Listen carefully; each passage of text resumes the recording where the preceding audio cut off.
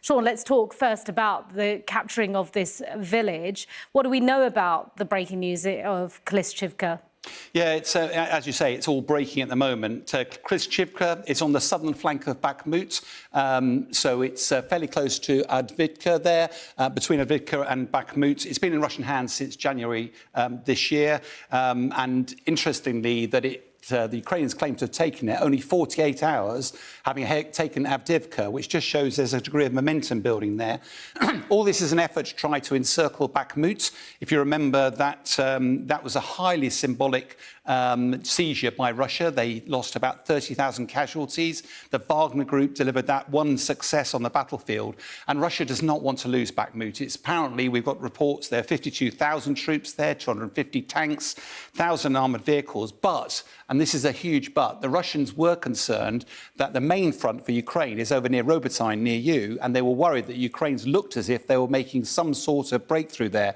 And they have been moving troops away from the Bakhmut area. So it looks very likely that that has been part of this reaction, that Ukrainians have taken some of the ground. What will be interesting, though, is from a military perspective, even if Ukraine is surround Bakhmut, there's still a grinding war of attrition to move forward from there. Whereas if the Ukrainians manage to do a breakthrough near Robotyne, the floodgates open and they head south. So almost certainly the Russians will be much less worried about Bakhmut at the moment than this worry about the breakthrough east of Zaporizhzhia. All right, interesting. So let's talk about why Ukraine is then focusing its drone attack on Crimea at the moment. Yeah, this is all, feels a bit disconnected sometimes, but almost certainly the reason that Ukrainians are trying to build pressure against the Black Sea fleet, Russia's Black Sea fleet that dominate the Black Sea. Why are they doing that? Because ultimately they want to get their grain supplies back out of Ukraine. And the Russians have been blockading the Black Sea for some time now. Now, 2 cargo ships have arrived in Ukraine, available to take 20,000 tons of grain south. Now, normally they would literally transit straight across the Black Sea down to the Bosphorus Straits, which is how they escape out from the Black Sea. The trouble is that makes them vulnerable to the Russian military vessels.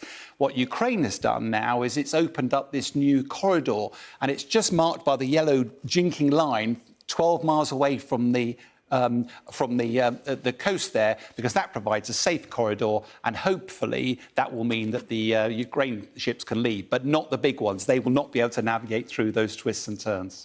OK, and of course, we mentioned it just then, Kim Jong-un has now left Russia. It's being reported after an extended visit there. What's the significance of his visit this time? First visit outside since 2019, been showcased lots of high-end military equipment, which he can't afford. The key purpose of this is that President Putin desperately needs artillery shells that North Korea has. They've extended the visit from 2 days to 7 days. Almost certainly, why is that? Because Putin needs those ammunition pieces. The real question is, though, what is Russia going to have to give up in return? And that's the question vexing military analysts. Interesting stuff. Sean Bell, thank you.